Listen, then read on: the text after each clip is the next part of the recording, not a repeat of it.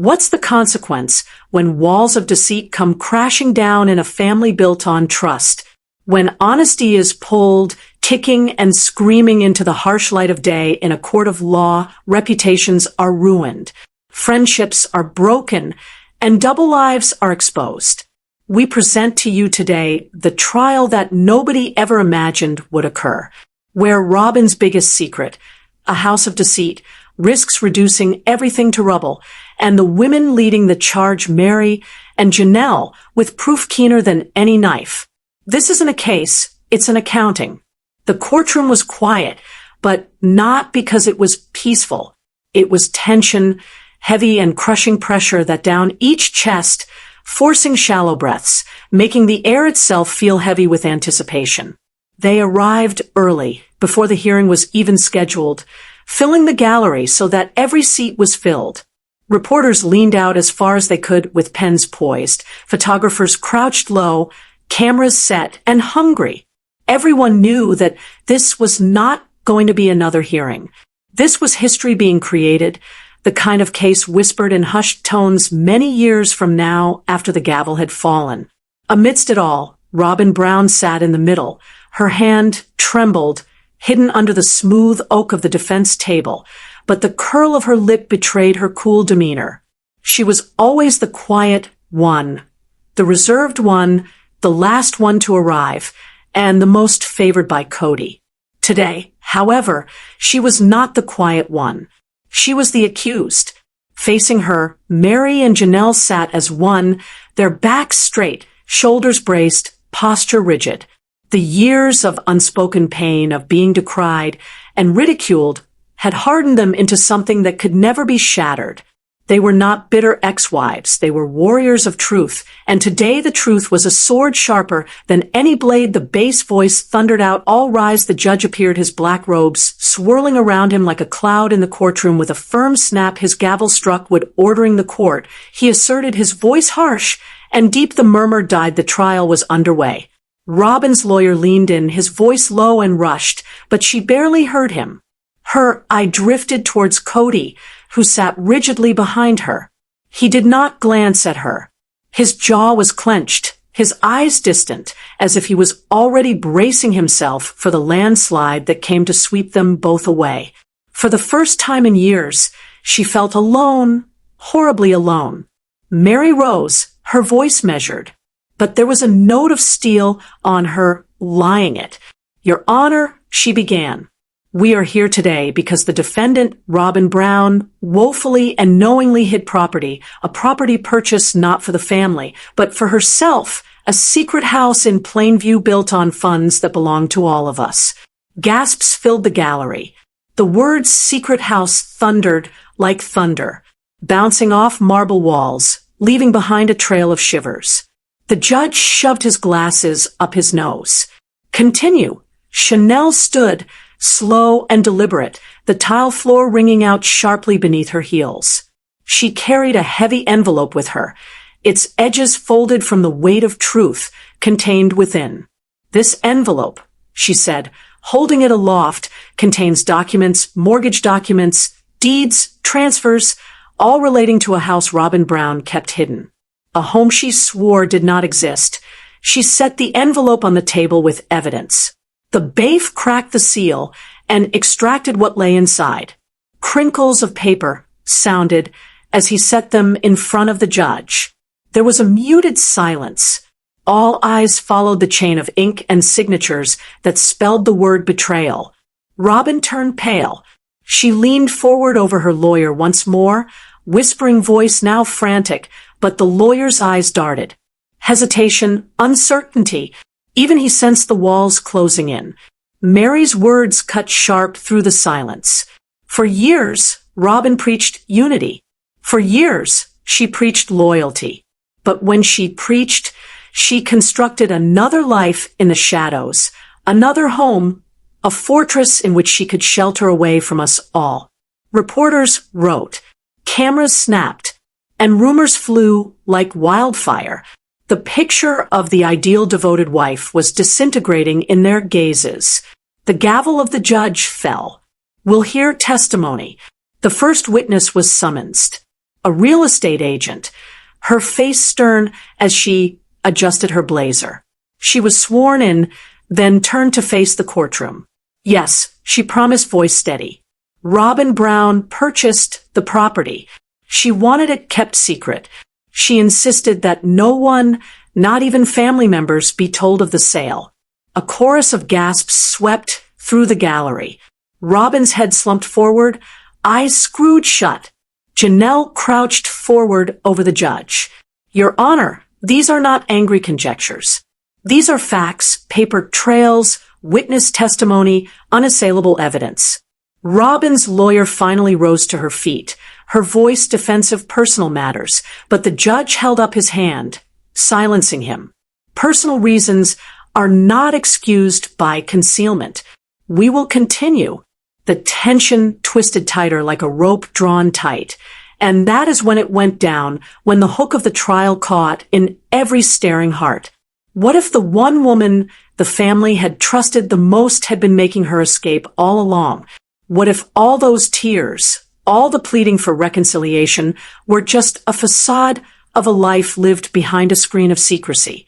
The house does exist, the papers do exist, but whatever comes next will blow this courtroom wide open, because the biggest bombshell has yet to be dropped. The second witness was called a bank official. He stepped forward, his hands clasped together, his tone neutral, but weighted with authority. Yes, Your Honor, he stated, we process transfers into a private account under Robyn Brown's name. These funds were directly traced to the mortgage payments on the property. Mary's jaw tightened. Janelle's eyes flashed with silent fire. The gallery hummed again, murmurs like waves crashing. Robyn's lips parted in protest, but nothing came out. Her attorney placed a hand on her arm, cautioning her to remain quiet, but her body didn't cooperate. Her shoulders jerked, her face pale. Mary stood up again. This is not about a home, Your Honor. This is about betrayal, about a family decimated by secrets, about broken trust. We gave her everything. We stood by her, and, as we contributed, she built a kingdom of deception around herself. Her voice cracked, not with weakness, but with a raw emotion that lanced through the room. Gallery goers leaned forward, eyes upon her. The judge made notes, his expression neutral. And then Janelle edged closer, voice low, measured. We will reveal that not only bought Robyn this house, she was going to settle there forever, leaving the rest of us to fall apart. This was not secrecy. This was devotion disguising itself as abandonment. The words hurt like a slap. The room gasped, the pens of the reporter wrote faster, and Robyn lost it finally. Not true, she said, standing up. Not true. The gavel cracked to the judge. Order. Sit down, Mrs. Brown, but too late. The mask was splitting. The cracks were starting to show. The gallery felt her desperation, her hysteria, and with each throbbing silence, the pressure of the truth crushed down harder, louder, more irrepressible. She swore an oath of oneness while plotting apartness. She swore an oath of allegiance while laying down a path of dishonesty. And as the evidence piles higher, one question weighs more. What else is she lying? Because if she's lying about a house, what's to stop her from lying about all of it? The judge adjourned. The courtroom burst into whispers and rumor. Reporters rushed to the phones, cameras trained on Robyn's white, trembling face. Mary and Janelle did not move. They sat there stone still, calm, their gazes unwavering on the documents spread on the table. To them, this was not just justice. It was vindication behind them. Kody came to life at last. He got up, his granite-featured face unwavering. His eyes lingered on Robyn for an icy moment before he strode away, unworded. The silence of his departure spoke volumes. Robyn slumped forward in her chair, hands fumbling wildly for the edge of the table. Her lawyer murmured, desperate, but her ears rang to the sound of betrayal echoing in the walls. The trail was just beginning. This was only the tip of the iceberg. The house is exposed, the deceit unrolled, but the trial has hardly opened its mouth. Westicum will be darker, more acerbic, and more dangerous because Mary and Janelle have yet to produce their most deadly proof. Recess was finished. The judge returned. The gavel came down again. Mary stood up. "Your Honor, at the beginning of this case, we swore that the truth would come out. Now, the evidence speaks for itself. But the truth goes further still. In Session 2, we would find out the reason why the secret house was why Robyn kept it a secret what she planned to do with it, and how she violated not only her family, but the very fabric of trust that held us together." The judge nodded, his face bearing the weight of the moment. The gallery leaned forward. Reporters gripped their pens tightly. Robyn's body fell beneath the crushing weight of certainty. And when the gavel dropped once again for the day, its voice came not just as closure, but as a warning. The secret house has been revealed. Secrets don't travel alone, though. They breed, multiply, and turn malignant. Robyn's house is merely the beginning. What Mary and Janelle are going to disclose next will shake the courtroom to its core. The courtroom erupted with the smell of fine wood and aged secrets. As soon as the gavel cracked to call in the second session, the gallery moved forward, hungry and agitated. They had already witnessed the secret house of Robyn. They had witnessed the deeds, the papers, the accusatory truth. But now, everybody needed to know the one thing which hung like a knife over them all. Why? Why had Robyn done so much to keep this house hidden? Why go and risk everything? Robyn sat rigid, face pale, lips trembling as though each pulse was a sledge against her heart. Her lawyer talked softly, rushing through papers, and she heard none of that. Her eyes darted to the door, half expecting Kody to return, half hoping he wouldn't. He hadn't spoken to her since the recess. The silence was the greatest insult of all. Mary rose, her serenity as solid as tone. "Your Honor," she began, her voice echoing around the room. "We have determined already that the defendant purchased and concealed the house, but the court deserves to know why. Because motive without cover is pointless, and Robyn's motive wasn't selfish at all. It was disastrous." The gallery changed. Whispers circulated, cameras clicked. The judge leaned forward, fingers together, "Go on." Janelle got up, her eyes on Robyn, with quiet fire. She was holding another envelope, this one thicker than the first one. In this document, she revealed our letters, personal transactions, and financial transactions that show the true picture. Robyn's secret address was no accident. It was not an alternative home. It was her way out. Gasp resounded through the gallery. One woman clutched at her chest. A reporter flung his pen on the floor. Robyn's head snapped up, eyes wide with denial pleading shaking. "That's a lie," she hissed, but her voice cracked. The judge raised a hand. "Order, go on." Janelle opened the file. The first paper was held aloft. It wasn't a deed or a bank statement. It was an email that had been printed out, highlighted, damning this. She said, her voice gentle, is a letter from Robyn to a actual realtor months ago. In it, she asks about schools in the neighborhood, community privacy, and literally says she needs somewhere where she could start anew, quietly without interference. The words burned into the room, like fire on dry wood. The gallery gasped once more. Robyn shook her head wildly, mouthing no, no, no as her attorney attempted to protest, but the judge cut him down with a fierce stare. Mary's tone cut in, level and precise. While we built a family, while we fought to live, she built a secret future, one that did not have us in it, one that betrayed us. The air in the room chilled. The reporters scribbled more feverishly. All the faces in the courtroom were shocked, as if they too had been betrayed. The next witness was summoned, a close family friend, uncertain, fidgeting uncomfortably on the stand. "Yes," she admitted, her voice trembling. "Robyn talked to me about the house.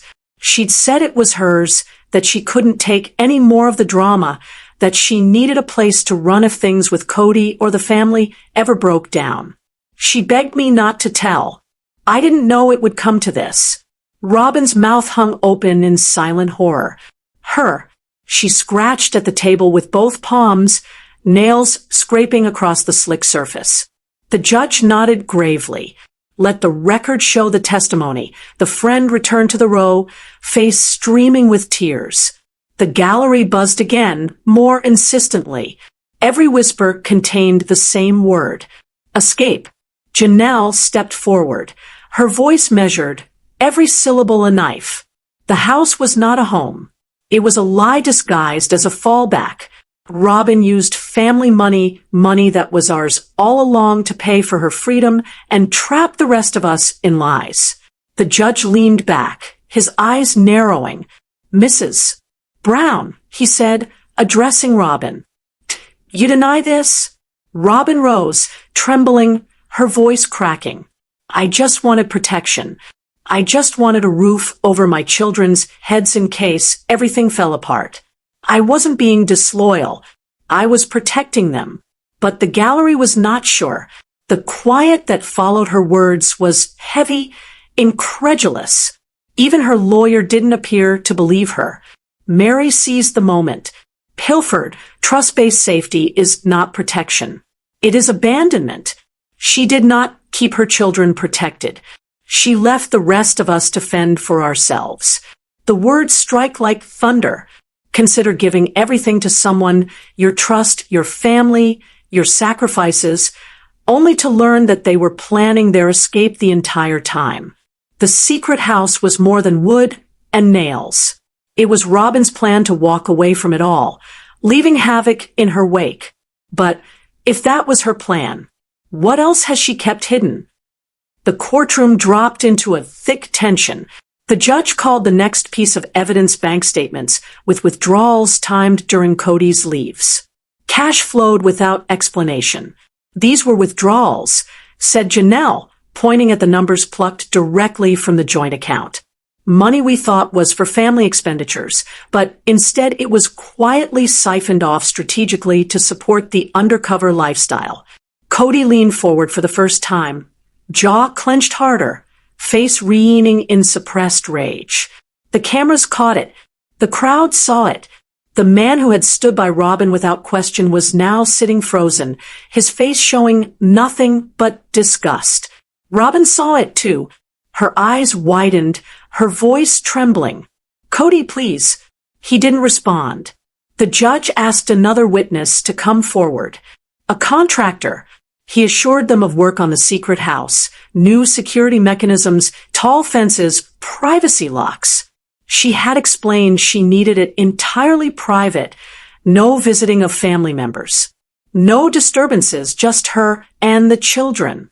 The words pierced like swords. Mary's voice became shrill and unyielding. This was not a house. It was a fortress of deception constructed when she met us by two, vowing oneness. The gallery erupted. The gavel of the judge silenced them. But more loudly than the gavel was the truth. The secret house was a house no more. It was a declaration. Robyn was preparing to sever them, to vanish into her isolationist stronghold, while Mary and Janelle would be left to carry the bag for betrayal. But did she build an escape if she builds an alibi? The answer is going to unwind in a manner no one saw coming. The day lengthened into an exchange of words and evidence. Robyn's lawyer worked hard to present her intentions as maternal, defensive, even heroic, but every contention was dismantled by documents, witnesses, and timeline. Finally, Mary presented the day's closing remarks. She stood firmly, her voice strong, but with passion. This was never ever about property or money or even a house. This was about betrayal. While we trusted, she lied. While we gave, she took. The house had been her sanctuary, but it would prove to be her destruction. The judge nodded, assimilating each word. The gallery buzzed, the ear charged. Robyn slumped back in her chair, her face hidden in her hands, her shoulders shook with silent tears. The lady who had originally been the object of the family's sympathy now sat bereft of that sympathy brought out by the people she had despised. The secret house has been laid bare, the motive revealed, but the best is yet to come, for Mary and Janelle are hardly done. They have other files, witnesses, secrets darker than the house itself. And tomorrow, when the trial continues, Robyn will face something far worse. Her own words against her. The gavel dropped again. The session was over. Reporters mobbed the steps outside, shouting questions, cameras snapping away, and flashes of light. Why did you hide the house, Robyn? Did you mean to leave Kody behind? What else are you hiding? Robyn said nothing, face concealed as she was released. Her lawyer complained. No word, but silence failed to allay the storm. Within, Mary and Janelle gathered their papers. They did not smile. They did not smirk. They merely exchanged a silent nod. Justice was not about triumph. It was about closure, and they were closing in on it. The secret house was merely the start. Now the motive is unveiled, Robyn's plan of escape, but the storm is by no means yet over. In the next fashion, the most startling evidence so far will take the stand. Evidence that will not only reveal Robyn's falsehoods, but reduce the very core of her defense to cinders. The courtroom was filled to anticipation. As the third session began, the gallery was now filled to its capacity. Working individuals who had come in on their day off, overnight reporting journalists, and even passers-by who had never given a thought to the Brown family prior to all this. Hints of a hidden house were making the front pages. The heir was boldly accused. They all knew today would be different from the rest. The evidence had borne witness. The witnesses had testified. But Mary and Janelle had promised now to offer something more damning than bank statements and paperwork. They were going to let Robyn speak herself into guilt. The bailiff's voice cut through the hubbub. Rise, the judge emerged, his dark robe a striking contrast to the morning light streaming through large windows. He brought his gavel down once. This court will come to order. Robyn sat at the defense table, shaking hands, haunted eyes from a sleepless night. Darkness under the eyes betrayed hours of weeping. Her attorney talked in a low tone, but she barely heard him. Her gaze drifted over to the gallery, where Kody sat once more, removed quietly, his arms folded tightly, his silence louder than any words. Mary stood up. Your Honor, she said levelly, we have proved the existence of the house. We have proved the reason for hiding it. But today we brought in the best evidence of all the defendant's own words, words spoken in trust, written in stealth, but words that establish her dishonesty. Gasps swept through the gallery. The reporter leaned forward, cameras lifted, pen scratching with new urgency. The judge leaned back in his chair, squinting. Proceed. Janelle rose, clutching a small black recorder. The machine itself was ordinary, unremarkable, even fragile, but then it seemed lethal. This tape, she said, was recorded from a discussion between Robyn and a person with who, and she maintained a friendship-quality relationship. It's been certified by the court. What you're about to hear is not rumor, is not slander, but the words of Robyn. The bailiff placed the recorder on the evidence table. A click and crackle filled the air, and then the voice of Robyn, a low, shaking, but unmistakable voice.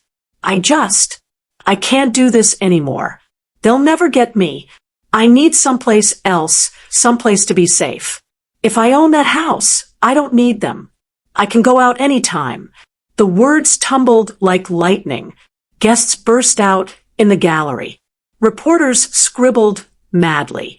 Flashes flash like firecrackers. Robyn's face dropped. No, not that. But the judge raised a hand, and she stopped. The tape continued. If they find out, it's finished. But if they don't, Well, I'll always have a way out. I'm not going to be trapped here forever. The static returned, and then nothing. The judge looked over the edge of his glasses, his face carved in stone. Mrs. Brown, he said slowly, that was your voice. Robyn's lips trembled. I didn't say it that way. I was upset, emotional. Her alibis dissolved under the pressure of her own confessions. Mary's voice cut through the den. Her words betray purpose, Your Honor, not only to conceal, but to escape, to lie, to position herself for abandonment. This wasn't an accident. This was a plot. The gallery burst out again. Some shook their heads in incredulity, others hissed with furious anger. All eyes seared Robyn, burning as she unraveled. What does it do when your own voice is the weapon that kills you? When the taunts you whispered in the shadows are dragged out into the blinding brilliance of justice? Robyn's words are no longer her armor.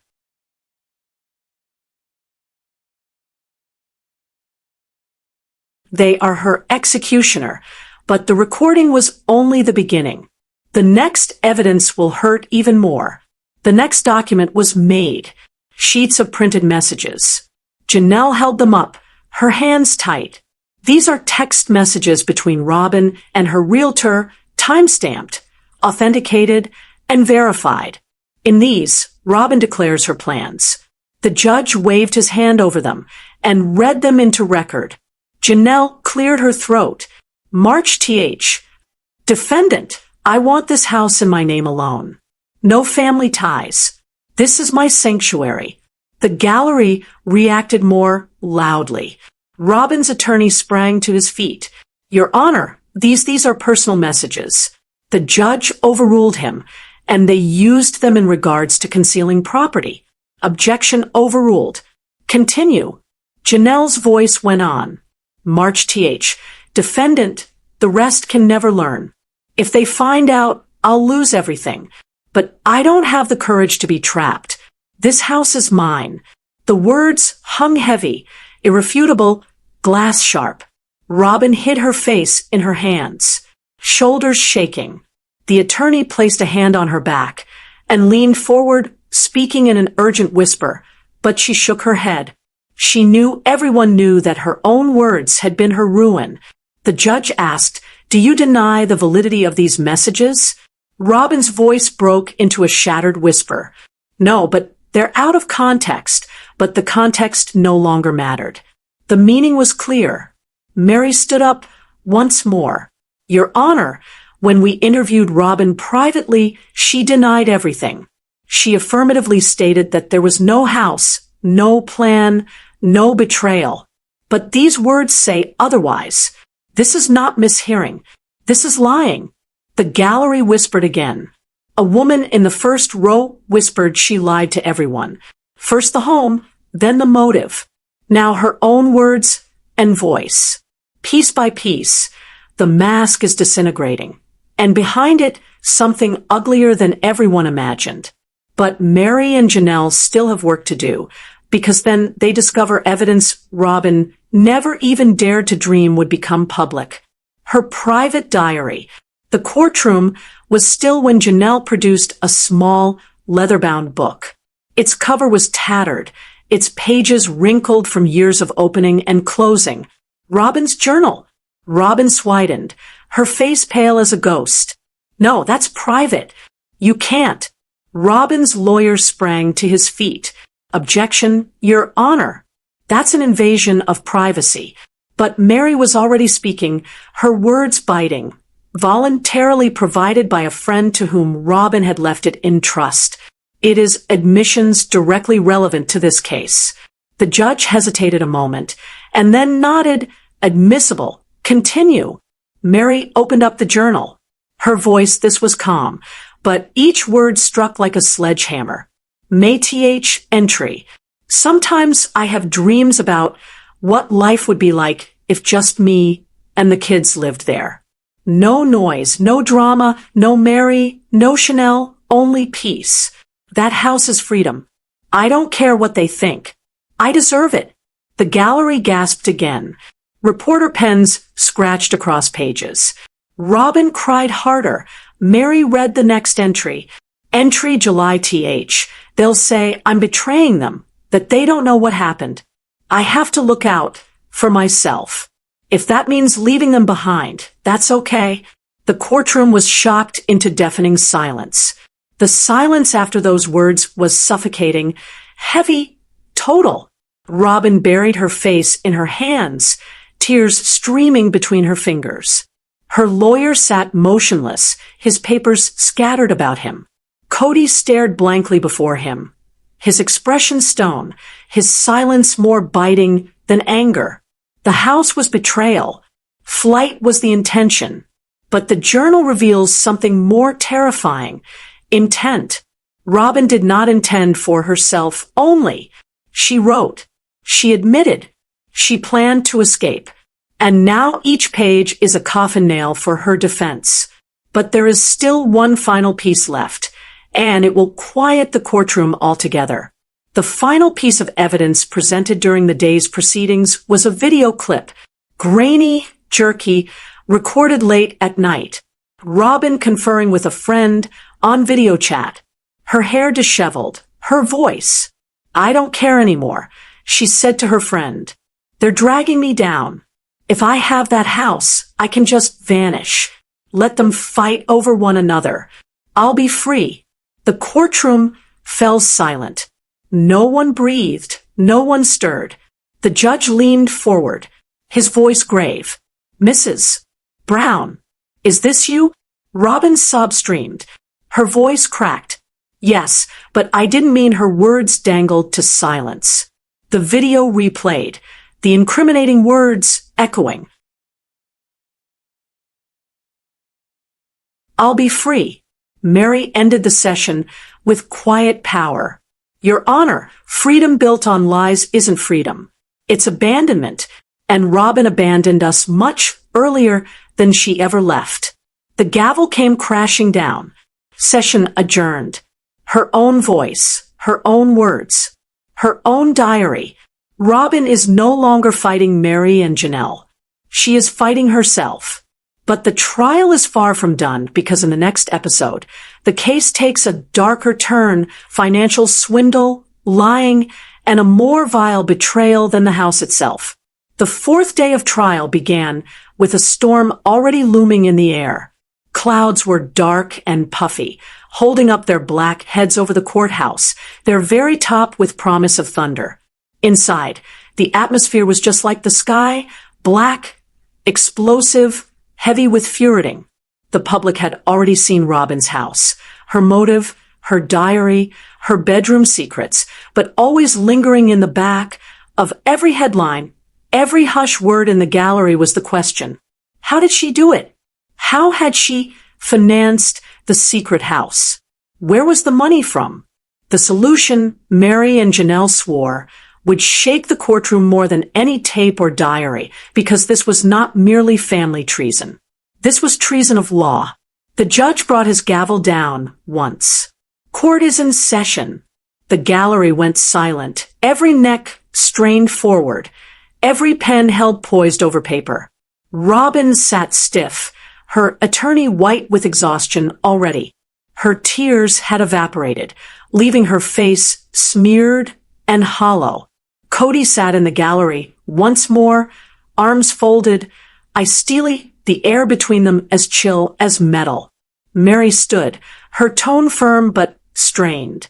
Your Honor, we have shown you this secret house. We have shown you the motive. We have shown you her words, her intent, her betrayal. Intent is but half the blade. Today we show you the method. Now we demonstrate how Robyn Brown committed outright financial deceit to fund her escape. A shiver of unease stirred through the gallery. Reporters edged closer, salivating. Cameras exploded with fierce bursts of light. The judge inclined his head. Go on. Janelle stood gesturing with the fat binder. Its very weight told the tale before a page was opened. This, she indicated, Placing it on the evidence table is a collection of financial statements of the joint accounts of the family over the last 3 years. Within these pages are the transfers, withdrawal, and manipulations, all executed under the supervision of Robyn Brown. The Bower handed around copies to the judge. He flipped through, his brow furrowed. "Your Honor," Janelle continued, "Robyn didn't steal money and stash it. She siphoned it slowly, laboriously, month after month, year after year, until there were thousands of dollars deposited into her hidden account. Money meant for groceries, tuition fees, doctor's bills pilfered to fund a home she lied about not having." The gallery gasped, a wave of shock crashing over the courtroom walls. Robyn's lawyer leapt to his feet. Objection, speculation, but Janelle's voice cut like steel. Not guesses, facts, figures, signatures, transfers. She went to a page that had been marked, holding it up in the air. "There are $, transferred on June RD, disguised as child expenses, but the funds were deposited into a secret account in Robyn's name. A week later, the same amount was withdrawn in order to pay for a mortgage." The judge read through the papers, his face unchanging, but his silence being damning. Mary stepped forward, her voice stern, her eyes on Robyn. "For years," she said, "there wasn't enough. For years," she said, "we had to tighten our belts, cut back, and while we survived on hardship, she leeched us. Dollar by dollar, lie by lie." Guests once more. A woman in the back row hissed. "She stole from them." Robyn fidgeted in her seat, her cheeks flushed, her eyes watering with unshed tears, her lips curled and moved, mouthing words no one could quite hear. The secret house was betrayal enough. But the paper trail gets more murky now. Robyn didn't just hide property. She stole, plundered, and gamed. Every dollar was a slice, every withdrawal a betrayal, and the more records delve, the meaner the deceptions. The prosecution's next witness was the Browns' former accountant. The man squirmed and adjusted his glasses as he took the oath, holding a briefcase full of files. "Yes," he insisted, voice steady. "I managed the Browns' joint finances for years. I always pointed out suspicious transactions and transfers. They were always signed off on by Robyn. When I protested, she informed me the charges were real. Always something nebulous, childcare, medical bills, maintenance on the house. But the paper trail told a different story." The judge raised an eyebrow. "And you kept this on file?" The accountant nodded firmly. "Every transfer, every discrepancy, it's all here." He pushed forward a stack of folders. Janelle threw them open, revealing page after page of Redland transactions. "Here," she said, "Robyn made duplicate expense accounts, charged the family account twice for an item, pocketed the difference. Here she overbilled medical expenses by thousands. When the actual bill was half the price, the surplus vanished into her personal account." The gallery turned angrily. Reporters wrote, cameras flashed. Whispers became frenzied. Robyn's attorney attempted to object again, but the proof gagged him before the judge could. Robyn's head fell, her hair cascading like a curtain in front of her face. Her shoulders shook. Mary's voice cut into the silence, told her she was struggling, told her we all had to make a sacrifice. But she wasn't struggling. She was hoarding. Not for the family, for herself. The accountant stepped back. The damage was done. The judge looked at Robyn, his face etched in granite.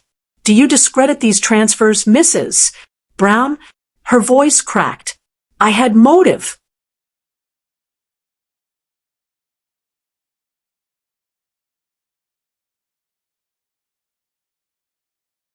"I believed," but her words fell apart under the weight of numbers. Numbers don't lie. For every excuse, a receipt. For every denial, a signature. Robyn's treachery is no longer rumor and doubt. It's arithmetic. It's ink. It's evidence. And yet, The darkest discovery lies secreted in the files. An account that no one knew existed. Janelle flipped to the back of the binder. Your Honor, the most damning proof lies before you. A secret account under Robyn's maiden name that was opened 2 years ago. Free of family oversight, sustained entirely by funds stolen. The balance, the courtroom exploded. Gasps, outcries, wails of incredible. The gavel sounded again and again. Order, order in the court. But nothing halted the storm in the gallery. Robyn's lawyer took a step back, his face pale. Robyn's own hands flew to her lips, and she stood staring aghast. Kody's face sorted with fury at last, and he leaned forward. His voice rent the silence. You lied to me. The words cut more cuttingly than the gavel. Robyn's tears burst forth, her head shaking furiously. I was saving for us, for the children, for when it all went wrong, but nobody believed her.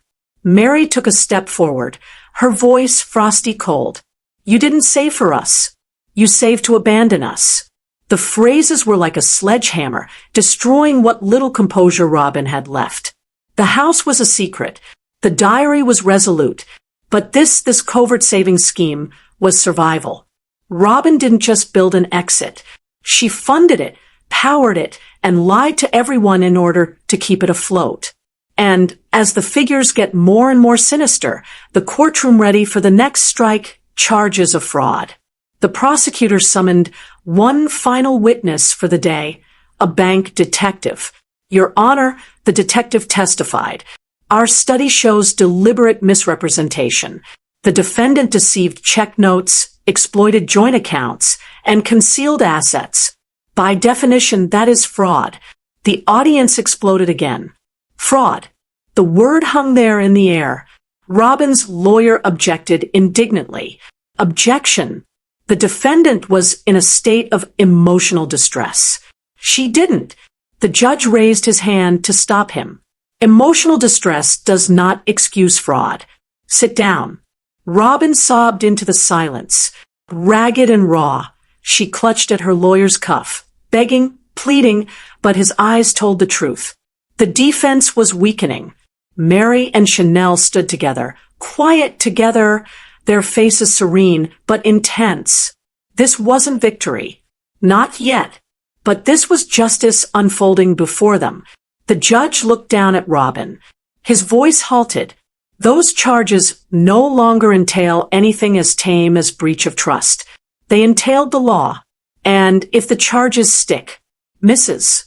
Brown, the penalty will be harsh. The gavel came down. Court is adjourned for today. The house was the beginning. The reason was betrayal. The words betrayed purpose. But now, the money speaks the truth. Robyn's scam was not personal. It was criminal. And in the following episode, when fraud charges loom ahead, the courtroom will discover just how far-reaching her lies actually go. The fifth trial session opened under a cloud of suspense more ponderous than courthouse walls themselves. Now, the case had grown from whispers of betrayal into an outright scandal. The steps of the courthouse were filled with crowds, sidewalks packed with reporters, and security guards kept at bay cameras and microphones as the tale careened into national news. Standing room only filled the gallery. Strangers stood shoulder to shoulder, with reporters waiting for their next expose. The rumor mill no longer wondered if Robyn was guilty. They wondered how bad it would get. Robyn Brown slipped in, her body hunched, her gait uncertain. She was no longer clad in the newness of opening day. Her makeup was washed out, her hair matted, her eyes circled red from incessant tears. She was no longer defendant, but a woman swept into a storm she could no longer control. Her lawyer led the way, his face pale, his mouth compressed into a line.